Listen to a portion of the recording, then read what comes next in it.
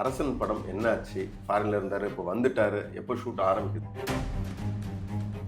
Sir almost நம்ம March வந்துட்டோம். அஜித் சாரோட அடுத்த படத்துக்குண்டான ப்ரொடியூசர் யாரு?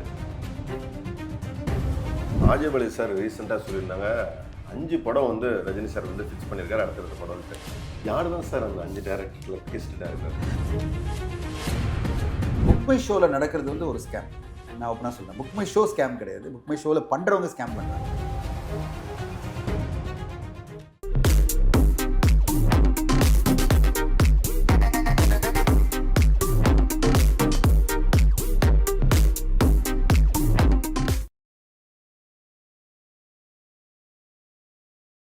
அஜித் சாரோட அடுத்த படத்துக்குண்டான ப்ரொடியூசர் யாரு?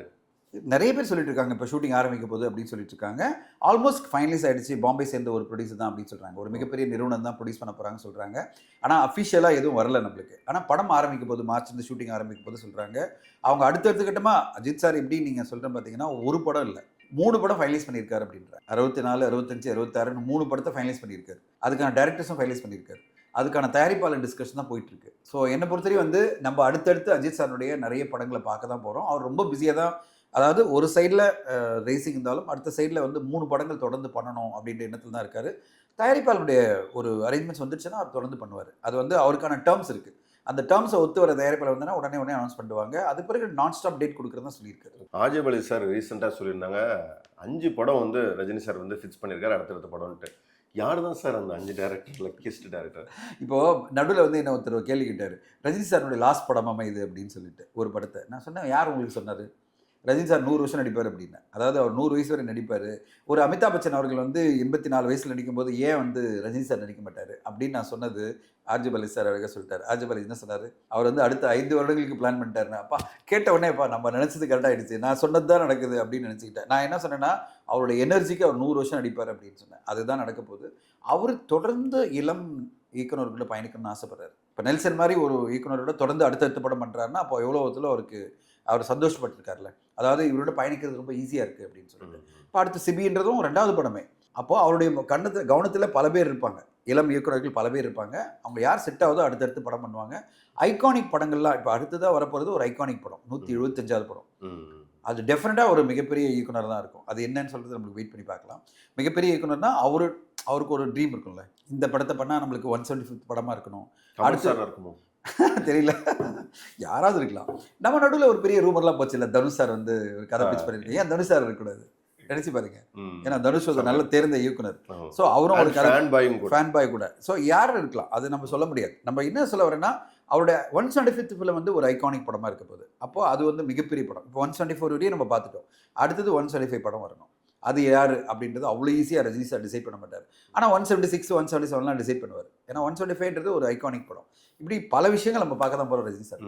சார் கமல் சார் கல்கிக்கு போயிட்டாங்க, ஜெயிலர் 2 இங்கே வந்து முடிஞ்சிருச்சு, அடுத்தது சிபி படம் தான் ஆரம்பிக்க போகுது. அப்படி இருக்கும்போது இந்த படத்தோடைய, அதாவது கமல் சாரும் ரஜினி சாரும் வந்து இணையற படத்தோடைய ப்ரமோ இவ்வளோ ஏர்லியராக பண்ணுறதுக்குண்டான காரணம் அப்படிலாம் இல்லை. அவங்க வந்து ரூமராக போயிட்டு இருக்கிறத கிளியர் பண்ணிட்டாங்க.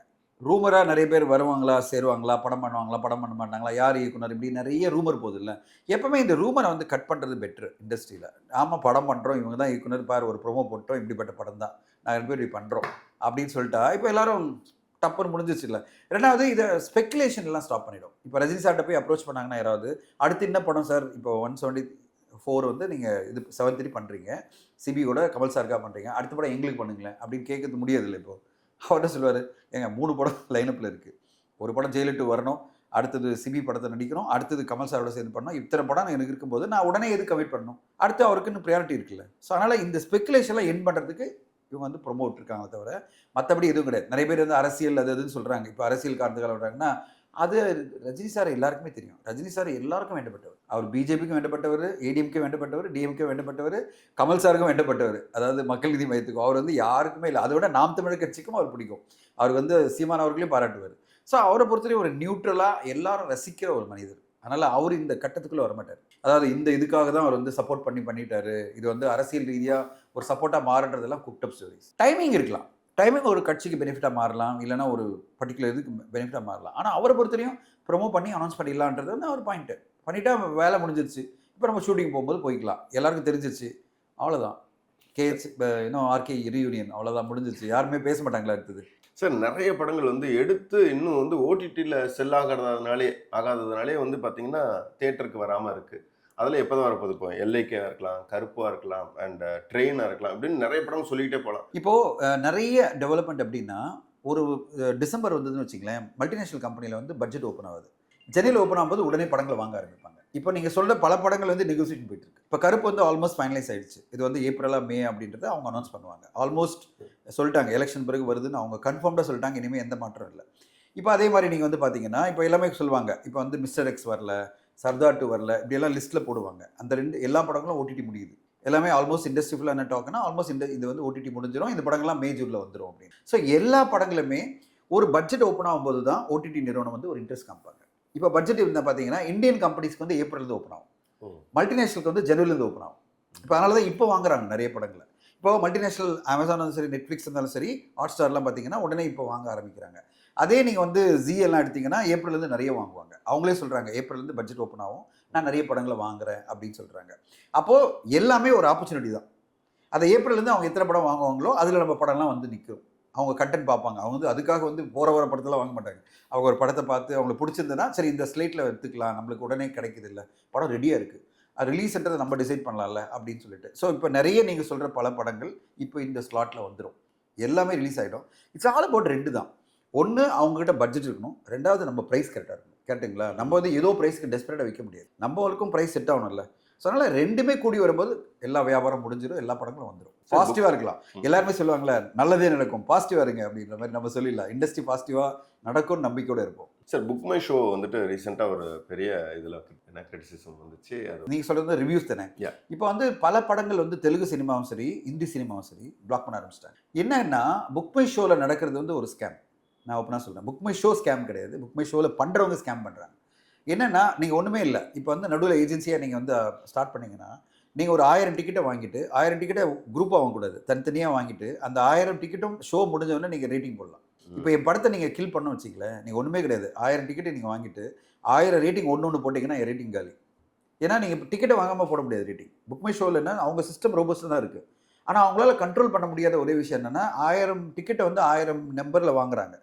1000 பேர்கிட்ட நம்பர்ஸில் நீங்கள் என்ன பண்ணுறீங்க, ஒரு ஏஜென்சி மாதிரி வச்சுக்கிட்டு ஒரு 1000 பேர்கிட்ட டிக்கெட்டை வாங்கிட்டு அந்த 1000 பேர் என்ன சொல்கிறீங்க, படம்லாம் போத்தவில்லை, ஷோ முடிஞ்ச டைம் இருக்குல்ல உங்களுக்கு மெசேஜ் வரும், you watch this film please எந்த ரேட்டிங் அப்படின்னும். கிளிக் பண்ணிவிட்டு 1 போடு.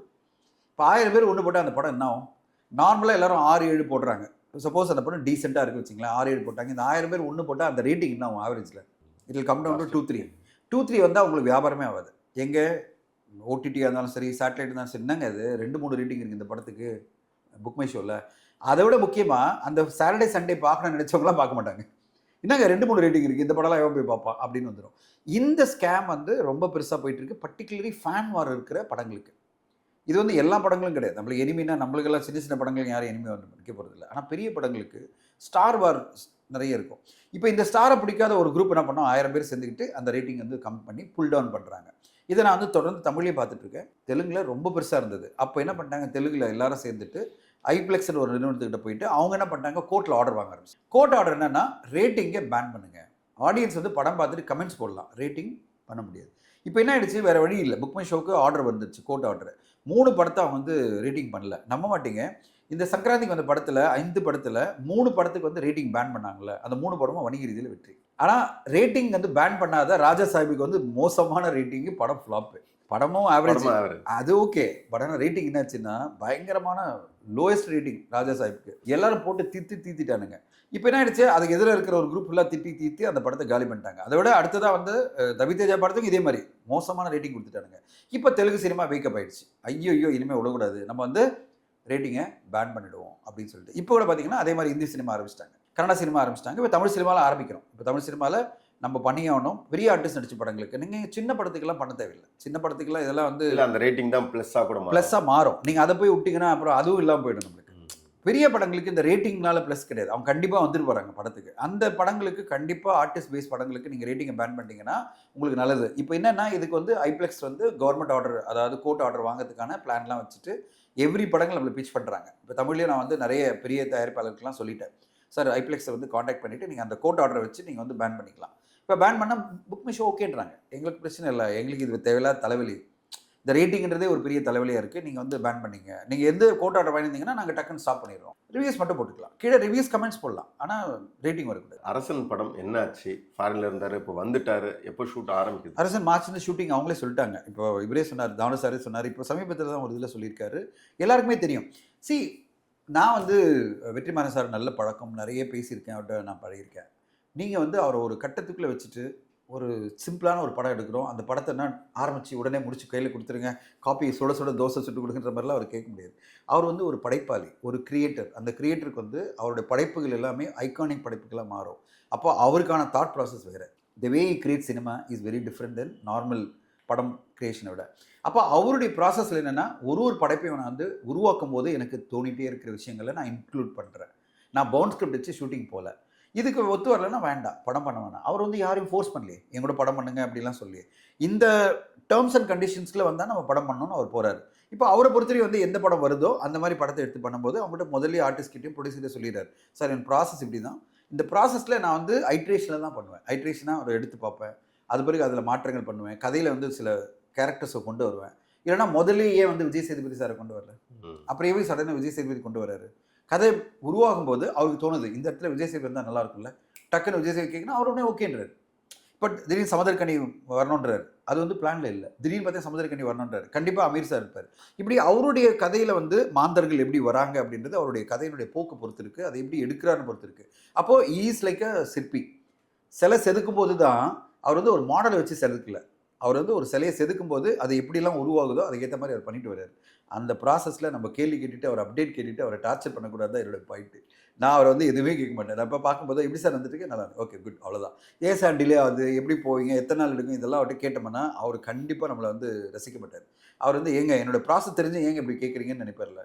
ஸோ அதுதான் நான் மீடியாக்கெல்லாம் சொல்கிறதுனா, வெற்றிமாறன் சாரை இந்த ஒரு கட்டமைப்புக்குள்ளே கொண்டு வந்துட்டு நீங்கள் கேள்வி கேட்காதீங்க. படைப்பு உருவாகிட்டு இருக்கா இல்லையா, இவ்வளோ தான் நம்ம சொல்ல முடியும். அது எவ்வளோ நாள் எடுக்குதோ அது கடைசியில் வரும்போது ஒரு சூப்பர் டூப்பரான படைப்பாக வரும். அப்போ எவ்வளோ நாள் எடுக்குதுன்ற பற்றியெல்லாம் கேள்வி கேட்காம படைப்பு போயிட்டு இருக்கா, அவ்வளோதான். ப்ரொடியூசர் வேல்யூ நம்ம பார்க்கணும் சார். கண்டிப்பா அது ஒருத்தருடைய படைப்பு அப்படிதானே. இப்போ நீங்க மணி சார் எடுத்துக்கிட்டீங்கன்னா இன்னைக்கு வரையும் அவர் வந்து ஒரு பவுண்ட் ஸ்கிரிப்டோட பக்கா பிளானிங்கோட அவர் போய் படம் எடுக்கிற ஒரு ஃபிலிம் மேக்கர். அவர் MBA படிச்சு வந்ததுலேருந்து இந்த பிளானிங் அண்ட் எக்ஸிகியூஷன்ல ரொம்ப தெளிவாக இருப்பார். இல்லைன்னா ஒரு பொன்னியின் செல்வன் 1 and 2 144 எடுக்க முடியாது. ராஜமௌழி சாரே சொன்னார், இது 2 பாட்டை வந்து 144 இல்லையா, நான் ஒரு பாட்டே வந்து 180 நாள் எடுத்தேன் அப்படின்னு அவர் கமெண்ட்லேயே சொல்கிறார். அப்போ மணி சாருடைய பிளானிங் அண்ட் எக்ஸிகியூஷன் வேறு. அவர் ஒரு பவுண்ட் ஸ்கிரிப்டோட பக்கா பிளானிங்கோட போய் எடுக்கிறாரு. இப்போ எல்லாருமே அந்த மாதிரி பார்க்க முடியாதுல்ல. சங்கர் சார் வந்து அவருடைய படைப்பு வேறு மாதிரி தானே, உருவாக அவர் மாற்றிட்டே இருப்பார். அவர் கடையை கம்ப்ளீட்டாக ரெடி பண்ணி தான் போவார், ஆனால் அது பிறகு அவருக்கு மாற்றம் வந்துகிட்டே இருக்கும். ஸோ ஒவ்வொரு படைப்பாலையும் ஒரு மாதிரி தான். நான் ஒரு இதோட சொல்லி முடிச்சுக்கிறேன். நான் ஒரு தடவை வந்து நாங்கள் யூடிவியில் டிஸ்னி யூடிவியில் வந்து சங்கர் சார் வச்சு படம் பண்ணோன்னு எங்கள் MD ரொம்ப ஆசைப்பட்டார். நான் வந்து அப்போ சங்கர் சார் அடிக்கடி பார்ப்பேன், மீட் பண்ணுவேன், பேசுவோம், இண்டஸ்ட்ரி பற்றி நிறைய டிஸ்கஸ் பண்ணுவோம். அவர் நண்பரை தான் பார்ப்பார்.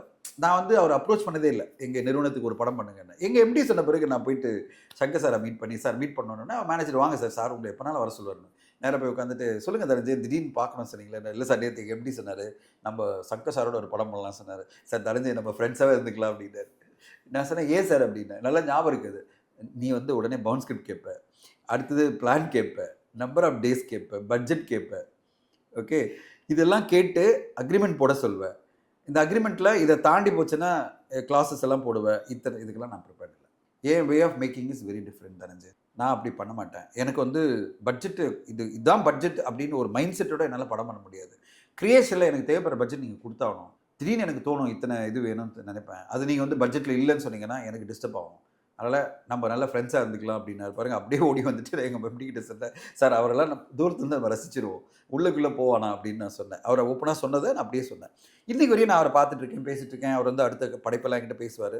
பட் நம்மளுக்கு எல்லாம் தெரியும், சில பேர் கூட நம்ம வந்து அவங்க படைப்பு இதுக்குள்ளே நம்ம உள்ளே போக முடியாது, படைப்பு சுதந்திரத்துக்குள்ளே போக முடியாது. பாலா சார் இருந்தாலும் சரி, சங்கர் சார் இருந்தாலும் சரி, வெற்றிமாறன் சார் இருந்தாலும் சரி, அவங்க படைப்பு சுதந்திரத்துக்குள்ளே உள்ளே போக முடியாது. இந்த கட்டமைப்புக்குள்ளே அவங்களை கொண்டு வர முடியாது. அதே மாதிரி நீங்கள் வந்து மணி சார்னால் அது வேறு.